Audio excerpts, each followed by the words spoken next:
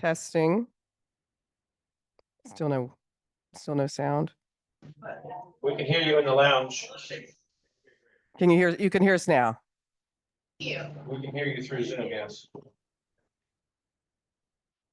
All right, great.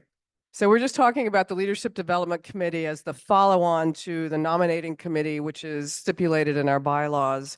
So the committee is composed of the 4 vestry members that are rolling off the vestry next spring. And this is traditional, again, with our nominating committee and as the bylaws stipulate.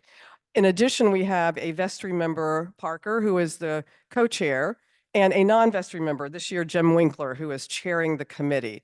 And so again, the idea is that they are working throughout the year to help give you all information, not only about the leadership positions, but about the schedule for the elections, which we hold in the spring, again, and also the other positions besides vestry that need leadership.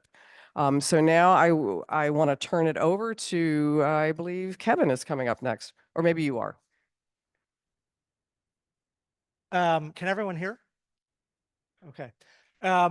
Thank you, Janet. I thought I'd start with 3 conceptual snapshots. Every organization, including St. John's, needs a leadership team to navigate a complicated environment that we operate in. So the first snapshot, I was thinking, what can convey, what does a vestry really do?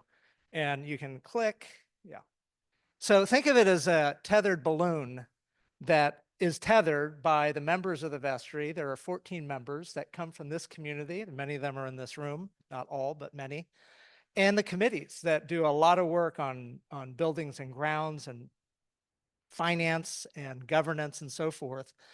But the key thing with a vestry is that it really needs to be looking at the big picture. It needs to be looking at the horizon and see what's out ahead and how the whole organization is operating in all of its ministries and committees and all of its challenges, and looking forward 3 to 5 years to put a strategy together to make sure that St. John's is achieving its ministry, its objectives, and its mission.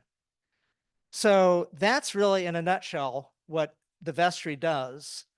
And the challenge for us and why the LDC, or nomination process, is so important is we have a transition every year. We have 4 members of the vestry roll off after their 3-year term, and we need to restock the vestry with new people.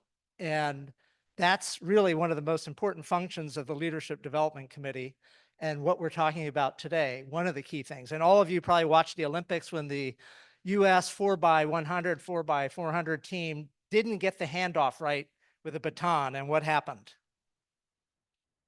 They didn't win. They hardly finished the race. So the vestry is not a race, but the point is that we've got to pass that baton. We've got to really reintegrate the team every year, because you have 4 new people coming in. You want continuity, but you got to make that transition and bring those new people in so that they fully feel like they're part of the vestry, and you have a new team that's really vibrant and moving in the right direction. Then the last snapshot is the image of oars. We're all rowing. Whether you're on the vestry or you're doing anything in the church, we are all rowing together. And you could say we're all in the same boat. We have different roles, we have different gifts, we have different ways of contributing to this church community. And to really make it a vibrant community, if you could say, to the glory of God, to really maximizing all of our gifts and talents, we're all playing different roles. And that's also part of the role of this Leadership Development Committee. This year is new to inspire people to not just participate in leadership at the vestry level, but to participate in service to the community outside and within our community. And so that's a big piece that we also want to talk about during the roundtables, because this is a new function for how do we do this intentionally as a major role for this Leadership Development Committee. Next one. So these next 3 slides actually come from the training video for new vestry members. And there are 3 slides about recruitment. I didn't make this up because I wouldn't have understood it all myself, but I thought it would be useful to share, because it's not really a mysterious process. It should be understood by all of us how we invite people to be candidates to the vestry. And it begins with conversations like this, where we actually engage the community and talk about the role of the vestry, the importance of the vestry, and what we're trying to do in engaging people to consider being a candidate to be on the vestry. And it's a process that we'll talk about the schedule, how we get there, but it's really trying to bring together people that have opportunities to work, offer their gifts and talents in ways that are really going to benefit the vestry and the whole community. Part of the concept in the vestry is to create a culture where it's okay to ask for help, that we're all working together. There's no one that has all the answers, but together that team can be very dynamic. And one of the key things is how the vestry keeps the mission of St. John's front and center. That is the core focus. And so you operate as one team, although there are 14 individuals. Next. These are some of the qualities that we're looking for vestry members. So as you look at them, an individual is not going to have every single one of these qualities, but in general, they're the kinds of characteristics that we expect and have been suggested over lots of years of vestry participation and wisdom of what does it take to have people on the vestry. Simple things like good listening is a real skill that we all have to learn as we join a vestry, and we are on the vestry because there are constantly new challenges and issues. I think the concept of being courageous, asking difficult questions, and presenting ideas that may not be in the mainstream. And each of these give you an idea of how the vestry is lay people and clergy are working together in partnership to move the church forward and to achieve the mission. And then the last slide on this recruitment set is, who do you need at the table? The proverbial table of people that are in the vestry that are working together. And it makes a big difference who we have around the table. And we're looking for that diversity of the community of who we are today and maybe who we want to be, how we aspire to be. If we don't have input from youth or younger generations, we're missing out on what's important to them. And so these kinds of questions that we ask ourselves in terms of the diversity in age, in languages and genders. Do the candidates know the Episcopal Church? Are they familiar with St. John's? Do they know some of the history and some of the people? So these are the kinds of questions that we're asking as we think about looking for candidates and inviting people to consider being a candidate for vestry. The next slide is a conceptual effort to show you some of the areas that we're looking at in terms of looking at the current vestry and how it's structured and the kinds of people we have. And as 4 people roll off, it's an opportunity to intentionally think about what complementary characteristics or attributes we might be looking for. So for example, with the vestry experience, where the rolling turnover is intentional. If you click again, Parker, you'll see that we have a pretty good distribution of experience on the vestry. So we're never having a fresh, new, full complement of vestry members. You want to have that institutional memory so that the majority of people have already been on the vestry at least a year or more as new people come on and they're incorporated and included. We have mission program expertise, people that have worked in a wide variety of areas in our community, working with immigrants, working with youth development, working with all kinds of community needs that are relevant to St. John's and are outside of St. John's. Another area of importance is professional experience. We're looking for people that have worked in government, local government, federal government, the private sector, in NGOs and nonprofits, in professional service areas that bring the knowledge, expertise that really benefits the vestry as sort of the key governing body for the church. Age diversity.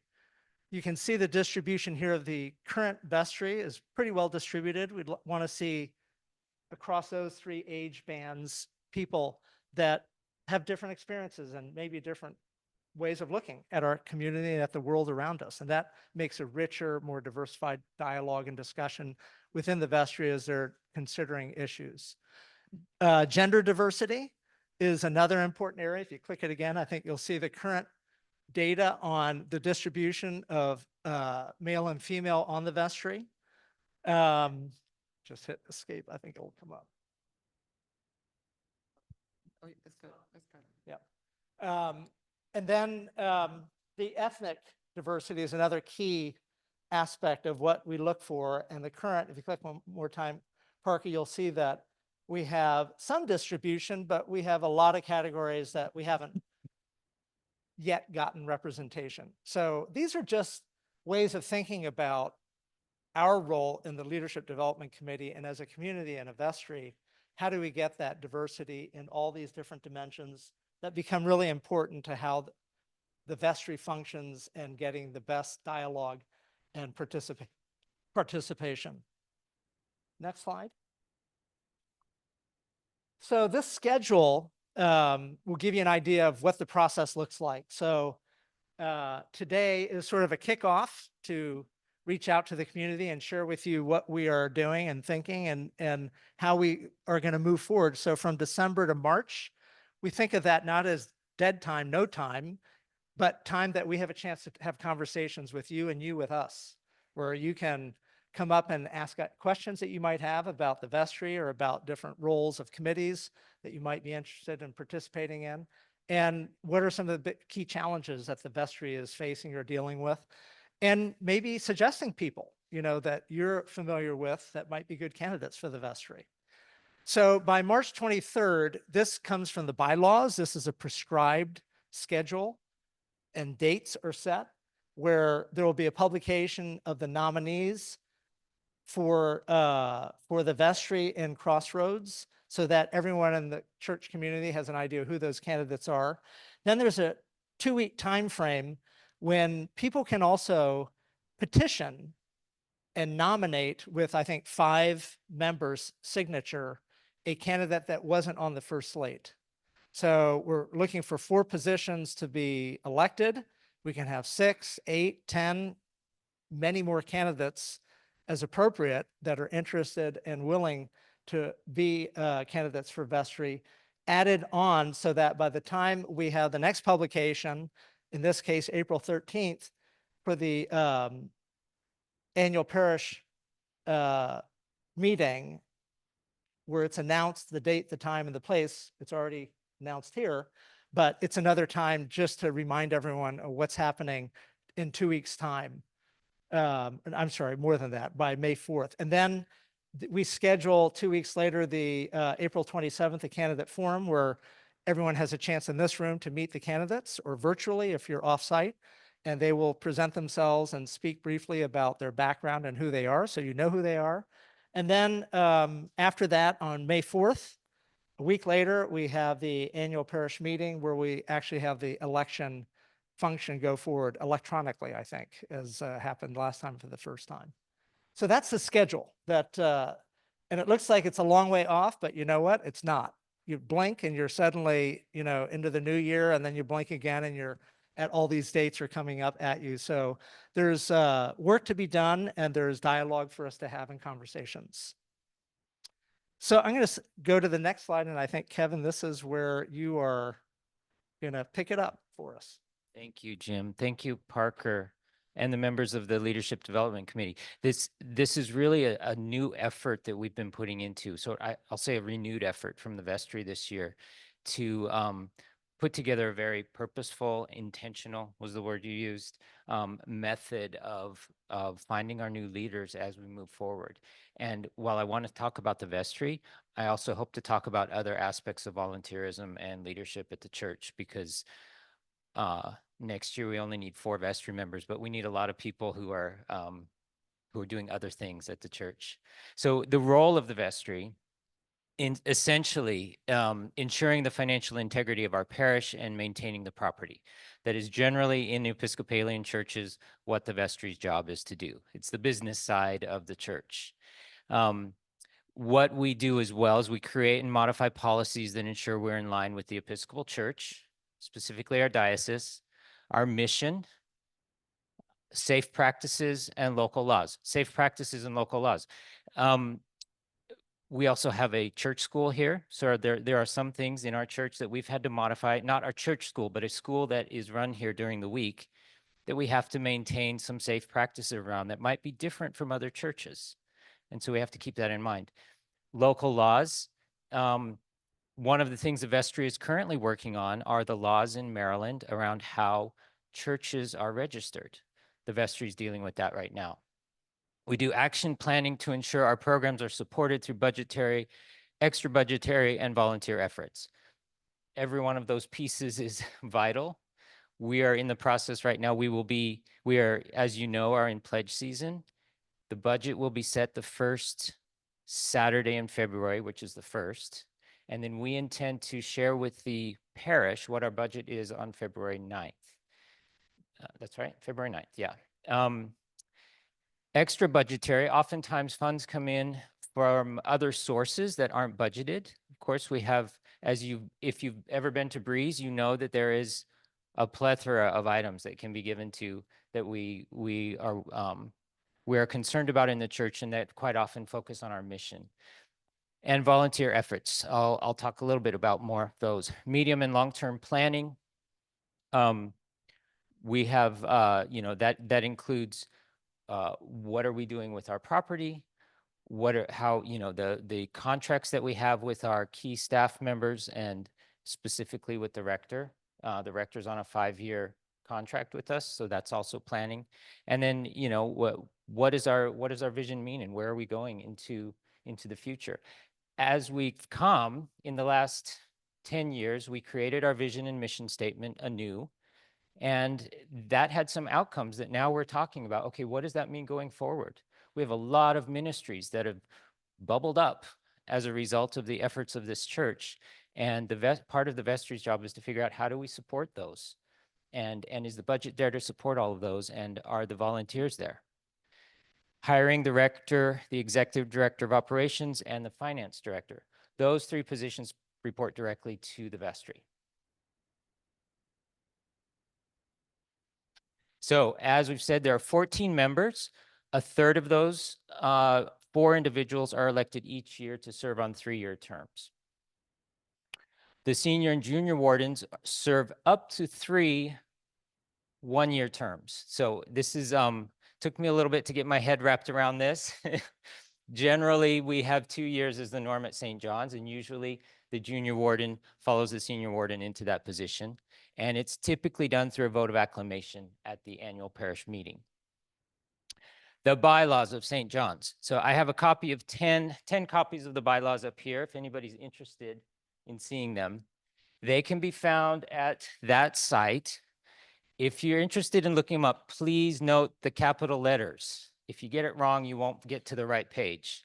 So bit.ly at St. John's bylaws, that is public for the parishioners to see, and you can please take a look at those so you understand the makeup and the governance system of our church. Vestry meetings are public. On the 3rd Tuesday of every month at 8 o'clock, there's a link in Crossroads so you can attend virtually as well. But absolutely, vestry meetings, unless they're in executive session, are public to the parish. Now, we've structured our church around what we call the core 4. Worship, grow in mind, body, and spirit, build community, and I'm glad I have my notes, make a difference.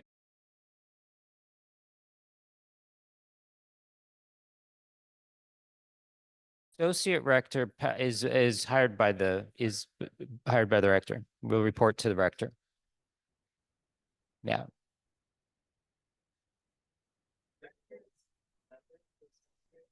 The rector is, yeah.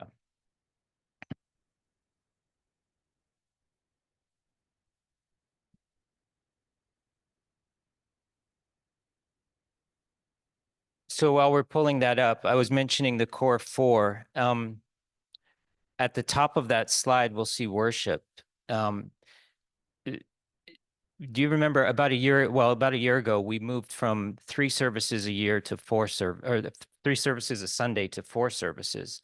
And that was a big transition back to where we had been prior to the pandemic. And one of the commitments as the leaders that we made was if we were going to do that, we were going to work hard to make sure we had the volunteer support for that additional service. when we see the slide, we'll see that on every Sunday we have 6, 7, 10 different types of volunteer opportunities that affect every Sunday. And off the top of your head, how many people are involved in a Sunday making it happen? But it's a real choreography that does happen.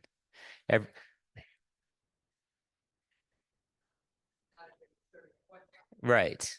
So we could say there's probably 50 people involved on a Sunday in one way or another. It could be before the Sunday when it comes to the altar guild. It could be with the flower ministry. Right. But it's hugely important. So if serving on the vestry seems a little too lofty, there are many ways to help, and the worship services is one of those that you can serve not every Sunday, but frequently, as frequently as you would like. And it makes a huge difference in what I refer to as the choreography of every Sunday that happens. So those include the Acolyte Guild, the Altar Guild, Eucharistic Ministers, Flower Guild, Healing Prayer, Lectors, Music Ministry, the Tech Team, Welcome Ministry, and then another set of Eucharistic ministers.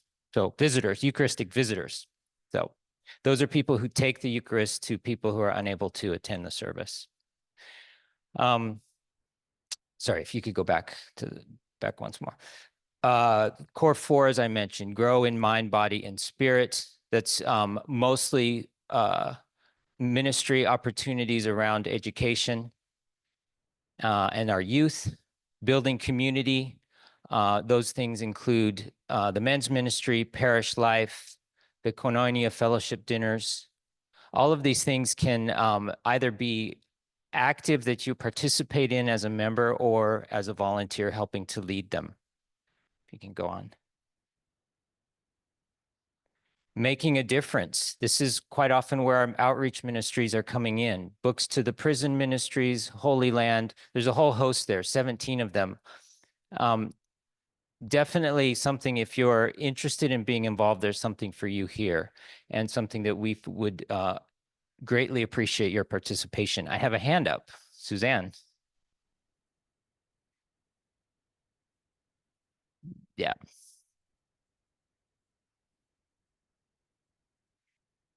So we've had a discussion about the social safety net ministries that St. John's supported for the last decade or so. And, the Housing Up, Samaritan Ministries, Betty Ann Kroenke Center, Episcopal Relief, one of the Seabury. So where do they fall in the making a difference chart? Humanitarian Response Committee? Because they're most, oh, sorry, apologies. First, they fall under the Humanitarian Response Committee. It used to be the Outreach Committee, which is the committee that gets budget from the vestry to support organizations financially. And the organizations we support financially are organizations that are linked in some way to some parishioner, okay? So I raised the question because I'm on the board of one of those, and I didn't know where we fell with this new reorganization, and I've been in communication with you, but there's not communication with some of us working with those ministries and that umbrella organization. I would just encourage a little better communication there. Thanks. Suzanne, you've also brought up to me, and this is going, we're in a changing world, and part of the changing world we're in is the fact that we all are starting to give to the church in different ways, physically different ways. And a lot of those ministries you're referring to, we set aside open plate, like loose plate offerings for those ministries. And in the course of the last few years, we've noticed those loose plate offerings have been declining, partly because we're giving differently, I think. We're not carrying as much cash as we used to carry. Those are things we have to figure out. How do we do that differently? How can we still support those ministries when it might be a spur of the moment decision to give because you see it's an outreach Sunday? We need to think about that one. Leadership support. This is So if you'd like to be involved in some of the background works of the church, everything from archives, the finance committee, I'll just highlight finance committee, governance coordinating committee, investments committee, personnel, property. Those are all in very many ways, Norwood Parish Fund, committees that have vestry participation and often will be determinants on how we're focusing our budgets, and are generally considered the standing committees of the vestry because they'll have strong vestry leadership on those as well. And but definitely, if you are gifted in any of these areas, we certainly encourage your participation. So, yes.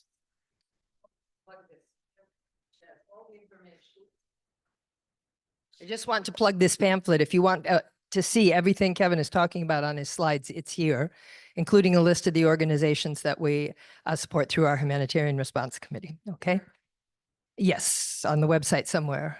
Where's Chris? Yes, all the information is online.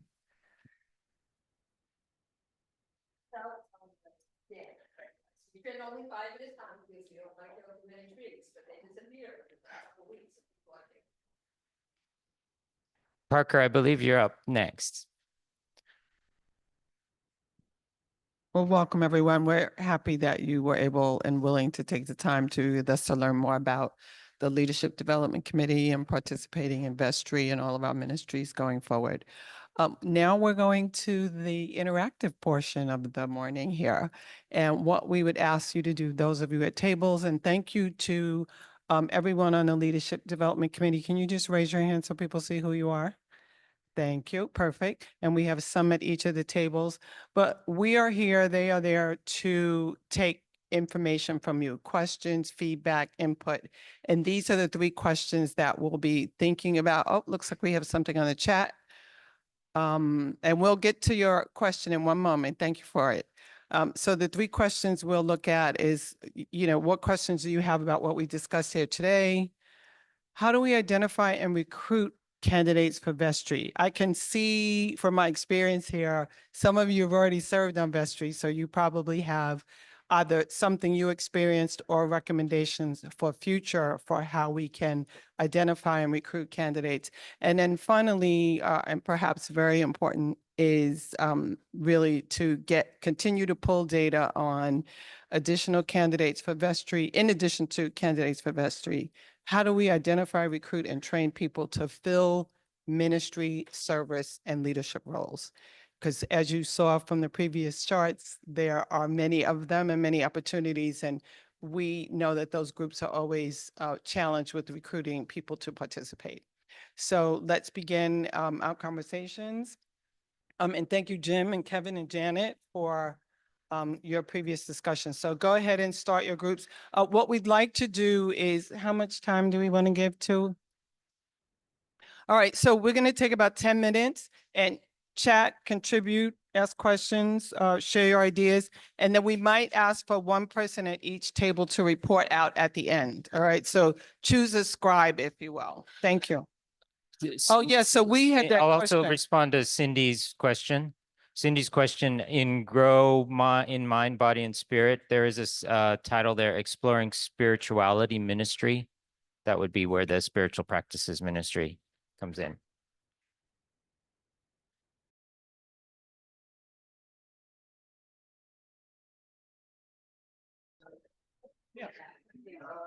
Okay, everyone, welcome back. If you could start wrapping up. I see we have robust conversation going here. If we could have everyone's attention now, what we're gonna do, to be courteous, is we're gonna recognize the questions that have come through on the chat. So, hi, sorry, we're gonna try to grab the questions that are coming through on the chat, and we'll start off. Right, there's a couple questions worth addressing before we end the discussion. One is, which ministries are experiencing the biggest needs for more new volunteers? you'll probably be surprised to hear it's the worship ministries generally. We have 10 worship ministries. The Altar Guild, who's on the Altar Guild here? Okay. The Flower Guild, anybody on the Flower Guild here? Or tellers, or our ushers and welcomers, or our lectors reading the lesson, or lay Eucharistic ministers. We really need people in these ministries because this magic worship that we do every Sunday, 4 services, doesn't happen without the underpinning and support of all those volunteers. And here's the thing that's always puzzled me about this. When you join a worship ministry, you're generally doing the work of the ministry on Sunday when you're here anyway, right? You don't have to go to committee meetings during the week or anything like that. So it should be a kind of a natural. So I wanted to let you all know that I've started encouraging newcomers. I've been giving them a soft ask that we like to encourage all newcomers to consider starting with a worship ministry. And we've got 2 new people already, so we'll probably get more. But it's also a great way to get to know people in the parish, right? On Sunday. So please let me encourage you to be in touch with me if you're interested in any of these great ministries, worship, okay? Does Janet want to address the one about governance committee? Yes.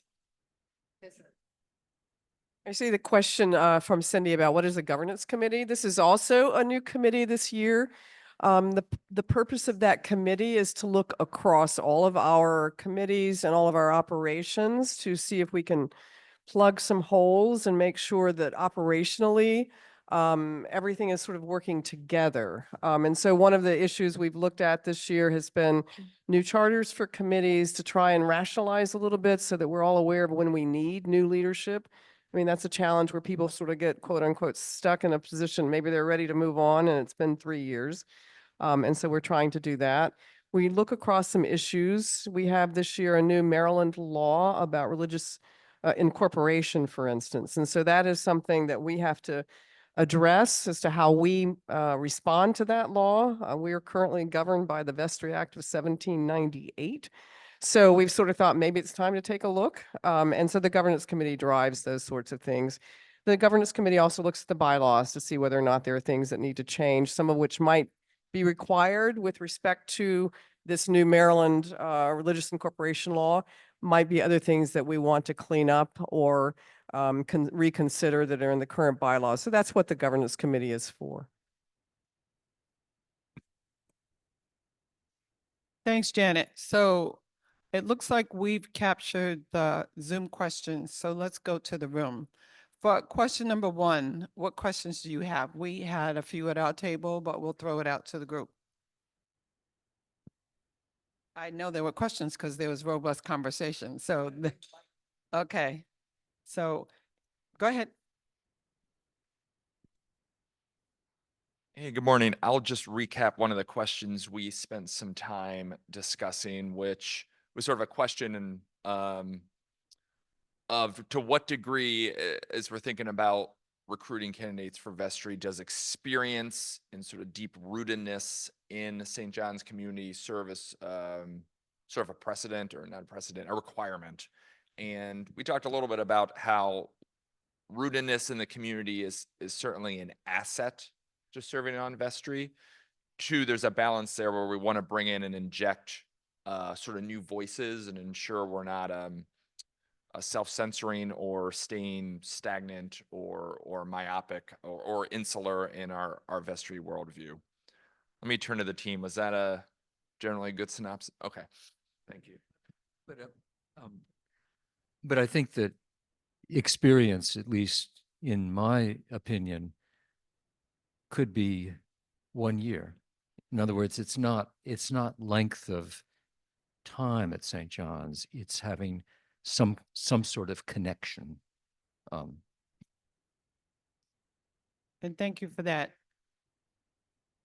And that question came up at our table as well. And it was noted that Clara wanted to share that exact question, saying that looking at the diversity of experience is equal, if not more important than the demographic diversity, because we all come to the table with different points of view. Hey, so we had a really nice discussion about whether and how we might involve more members of the church school in the vestry, either as like a youth liaison. The chart that was shown earlier showed age distribution from 18 years old and up. And we talked about how might we flex that 16 or 15 to get sophomores and juniors interested. And then I think the most interesting part was like, okay, if we did that, how would we get these kids more interested to participate? What would that look like? Why would they do that? Especially given their busy schedules. So some sort of incentive program, or how to think about what it would mean to participate, and how to make that more appealing. Thank you, Dan. And for most of you in the room, this is something we all on the committee are passionate about. We've already gone deep down this rabbit hole because we do think this is a good idea. So I'm glad it came up today. All right, how about this table?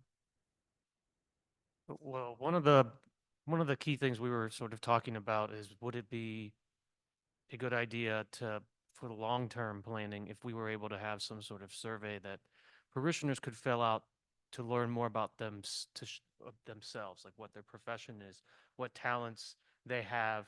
And, obviously you wouldn't have to be required to fill that out, but if we had a list of these people and what they do, that might make it a lot easier to see what the needs are each year for the vestry and help to try to recruit people to run. And that took up a lot of our time at this table. I'd just like to add my voice to that. It would help me in my work of welcoming all new members and helping new and longstanding members get into ministries. If I had something like that, so I had a picture of the congregation, it would really be useful. Thank you.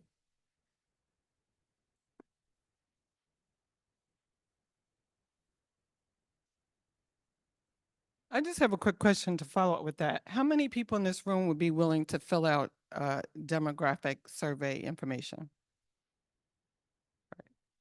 Perfect. Thank you for that show of hands, because this was another ongoing conversation. Yes? Do you tell them when you interview newcomers, do you get information on your background on? I try to speak by phone or in person at least once with every new coming couple when they're ready. Not everybody, or a person. Not everybody wants to do that right away. It might be some months, but yes, I do try to get some of that information. But it's, it's me and everybody. So it would be helpful to have something more efficient. They can't hear you. Sorry. You have a beautiful voice, but they can't hear you.